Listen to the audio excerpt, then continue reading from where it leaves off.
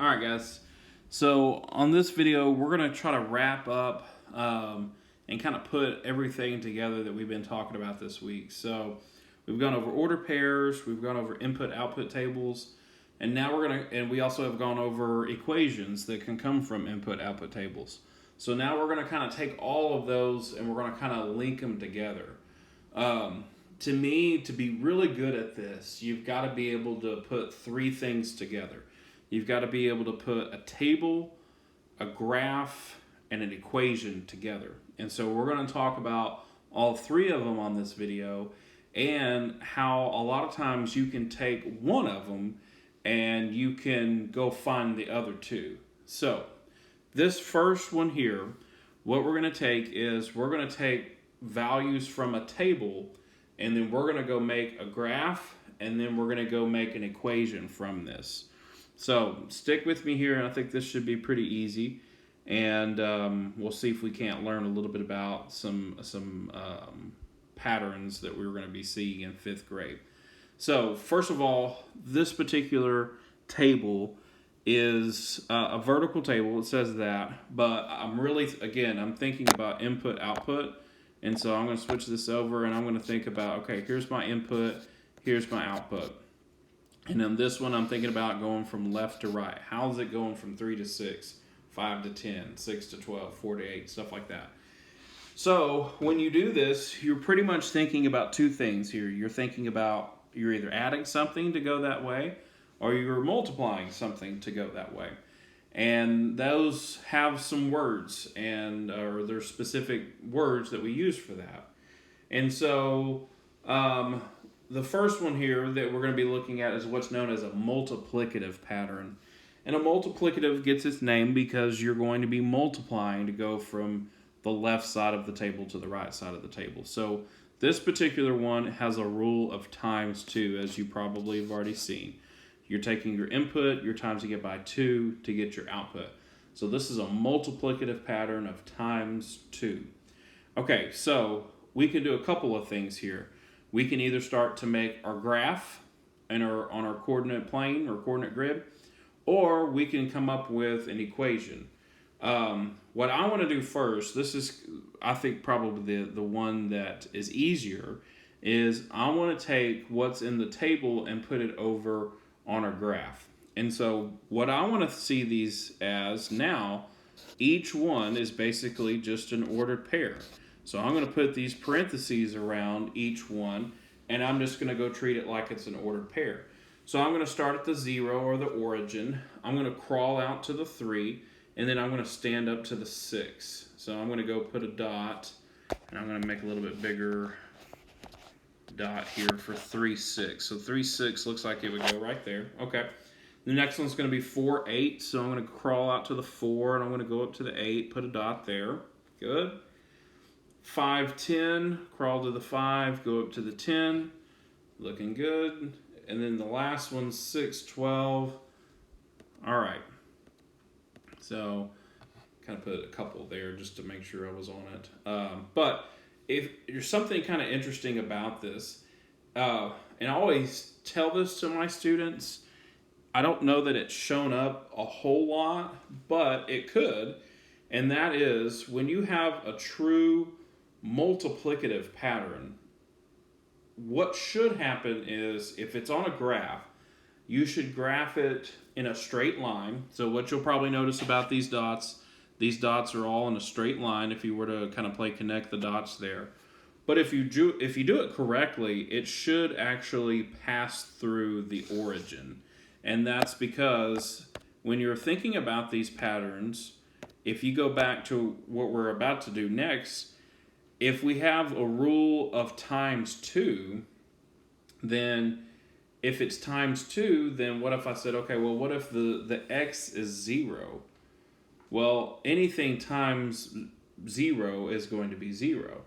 And so if I say, well, the x is 4, well, 4 times 2 is 8. We saw that in our table. We could see that right here. But if the x is 0, then the only logical place for it to go is 0, 0, or the origin. So if we were to draw a straight line through all those dots, it should actually connect back through the origin. And I don't have a ruler. I can't really do that on the screen now, but that's what it would look like. Okay, so we've got table done. We've got our graph done. We have our points plotted. Now, and I wish I could put a straight line. I just can't do it. But now what I would want to do is I would want to practice our equation before we move on. Now, this is really important. This always gets kids. When you're going to start an equation, you always start your equation with your output. So your output on this one is y. It's labeled with y up here at the top. So you're going to write on this y equals, and then for me, I would write 2x here. Because what I'm doing now is I'm explaining that whatever the x value is, I'm going to times it by 2 so it matches the consistency in the table. The rule stays the same. So if the x is, we can keep going if we wanted to. Let's say we had 7. Well, if the x is 7, 7 times 2 is going to give us 14. And so then we could go put another dot on our grid. We could write it into our input-output table. It just kind of all has to match up. So I've got 3 things here, and I'm going to go change my color so you can kind of see what I mean by this. I've got an equation. I've got my points on a grid, which they would have a straight line. That's about as good as I can get. And I know it's not pretty, but if they were a little bit, I almost got it there. But if I were to slide that line over just a little bit, but basically I have a straight line there through all those points. And then I also have a table that matches it. You want to try to be able to match those 3 things together. That's very important. Okay, this next example is going to be, now it's a little bit different because now I am giving you guys an equation to look at first. So if you look, the grid is blank, so is the table. Well, this kind of is, when I do this in class, this always gets my students because, and I'm not being mean here, but they just they look at me like I'm crazy and they're like, I don't know how to make a table. Sure, you can make a table. Come up with a number. Just think of something. So I'm going to think of a number here, and I'm going to go over and I'm going to say, okay, well, what if my x were the number 1? So I'm going to just put a 1 in here. Okay, well, if I have a 1 in there, then if I go down to my equation, if I plug a 1 into this, it's saying 1 plus 3 should give me my y, which 1 plus 3 is 4. So, whoops, put a y there. 4, sorry about that. So 4 should go into the table, and then now that kind of gets those juices flowing in their mind. They're like, oh, okay, I get it now. It's just going to be a rule of plus 3. And you could pick any one that you want to. This grid goes all the way up to 15, so I can maybe go, okay, well, what about 9? Well, 9 plus 3 is going to be 12. What about 11? 11 plus 3, that's going to be 14. Let's go all the way out. 15, couldn't do that one. I have to catch myself on that one. Let's do 12, and I'll explain why here in a second why we couldn't do it. 12 plus 3 is going to give me 15. So if I wanted to, I could make this grid a little bit bigger, but I'm going to have to stop it on that one at 12:15 because I can't go past that. My biggest value here is going to be 15 on the x and the y axis. Okay, so let's now think about, all right, next step. So we have an equation. We have a table that we made up. Again, just kind of coming up with some numbers. And then now I need to go graph it. So again, when I go graph, I'm just thinking about this table as being, all right, I've got 4 ordered pairs sitting over here. Let's go graph them and see what happens. If you do it correctly, they should always be in a straight line. Now, this one's going to be a little bit different because the previous one was a multiplicative pattern. This is an additive pattern. So the additive pattern should cross at whatever the rule is, and I'm going to explain that as best I can and see if that makes sense to you. So let's plot the points first, and let's see if we can kind of tell where this is going to cross the y-axis. So I'm going to start at 1, 4. I'm going to change here, get a different color. So 1, 4 means I'm going to crawl to the 1 and then stand up to the 4. All right. The next one's going to be 9, 12. So I have to crawl the way out to the 9 and then go up to the 12. So that's right in there.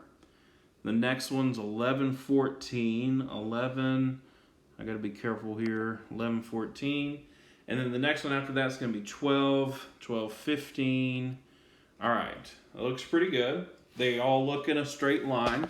So I'm going to switch to a little bit thinner line here, and I'm going to try my best this time. If I were to go in a straight line, if I were to go in a straight line, let's see if I can switch this back. All the way through these points, it might look something kind of like that. All right, so the last thing I want to talk about for this particular example is, since it's an additive pattern, additive patterns should always cross the y-axis on whatever the rule is. So the rule is +3. So if you look carefully at this graph, it's actually crossing the y-axis at the 3. And that's because if you were to go and let's say you wanted to do an x value of 0. Well, an x value of 0 means if my rule was +3, then I would have a point at 0, 3. And so your additive patterns are always going to cross wherever your rule is. So if your rule is +5, it should cross at the 5. If your rule is +3.5, it's going to cross at the 3.5. That's a little bit different from multiplicative, because multiplicative should always cross through the 0.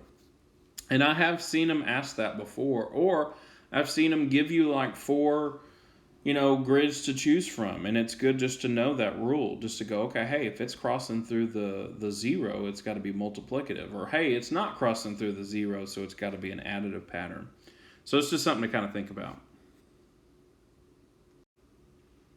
All right, so on this last example, we're going to look at one that basically I'm going to give you the graph first. And then from the graph, I'm going to change a dot here. I could tell I made a mistake on something. But basically, by looking at the graph, we're going to take something and kind of just go from a graph, then from a graph go up to a table, make our table, and then see if we can't come up with our equation. Sorry, I got a little bit off here. I'm going to change this one. Okay, so let's look at what this is a possibility. So looking at this one here, it looks like there's 4 points on this grid. So the first thing that I might have a student do is just to go and label those points. So I'm going to start by starting at the 0 or the origin. I'm going to crawl to the 1, and I'm going to stand up to the 3. And I'm going to go ahead and label it over here on my grid. So 1, 3. The next one looks like I'm crawling to the 4. Then I'm going up to the 6. The next one, I'm crawling to the 6, and I'm standing up to the 8. And then the last one looks like I'm crawling out to the 8 and then standing up to the 10. And so I've got 4 points here that now that I've got them labeled, I'm going to just go and transfer these back over to the table. And again, this is that connection that you need to make between a table and a grid. Your X is always first, so I'm going to write 1, and then my Y, 3, and then 4, 6, and then 6, 8, and then 8, 10. And by doing that, I can kind of start looking for those patterns. This one's a pretty easy one. If I'm going from 1 to 3, 4 to 6, 6 to 8, 8 to 10, it looks like my rule here is probably just going to be +2, which means I have another additive pattern of +2. And again, if I go back over to this graph, it looks like these are all in a straight line, and it looks like it's going to pass through 2. So I know it's definitely not a multiplicative pattern because it's not going through the 0 or the origin. It's going through the 2, or it's going to cross the 2 on the y-axis. All right, and so my last thing I need to do, my third thing I need to do is come up with an equation. Again, always think, input, output. Start your equations with your output. So a lot of these are x, y, but if they change it up on you, just remember your output always comes first when it comes to your equation. So my output is y equals, and I'm going to take my x value and I'm going to add 2. That's how I basically can fit this all together. I can go and take any of those x values and plug it in and it would make sense. So again, I'm linking the 3 things together. I'm linking the equation to the table to the graph, and they all make sense. So this is just something that's going to take some practice. I know in my class we do a ton of this on like grid paper. We practice a ton of this so we can get really good at it.